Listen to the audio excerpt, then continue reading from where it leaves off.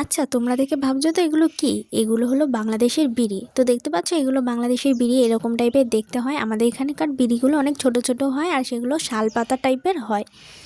তো শালপাতার যেরকম একটা কালার আছে ওরকম টাইপেরই আমাদের দেশে এরকম বিড়ি হয়, কিন্তু ওখানকার বিড়ি দেখো এই যে সিগারেটের মতো, কত সুন্দর তাই না? বাট এগুলো করতে করতে কিন্তু আমরা সারাদিন মানে কাটিয়ে দিই, কারণ এখানে 1,000 বিড়ি করলেই দেয় 27 টাকা। ভাবতে পারছো তো কতটা পরিশ্রম, কতটা খাটনি যায় এতে।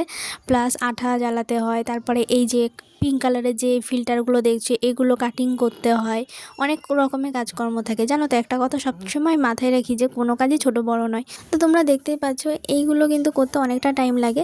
আর এরকম টাইপের আরও অনেক রকমের কাজ আমরা করি, কিন্তু সময়ের অভাবে তোমাদের সাথে শেয়ার করা হয় না। তো তোমরা যদি কমেন্ট করে বলো অবশ্যই তোমাদের সাথে শেয়ার করব। আর দেখো এই যে কোনো কাজই আমরা মনে করি যে ছোট বড় নয়, কারণ আমরা তো চুরি ডাকাতি কোনো কিছু করছি না, আমরা সৎ পথে ইনকাম করি। তো জানো তো এই 1,000 বিড়ি জড়ালে দেয় 27 টাকা। তো এটা করে ওই আমাদের মতো মধ্যবিত্ত ফ্যামিলিদের মেয়েদের হাত খরচা উঠে আসে। আর সবসময় জানো তো মা বাবার পাশে দাঁড়ানোর জন্য এইটুকুনি তো কষ্ট করতেই হয়, তাই না?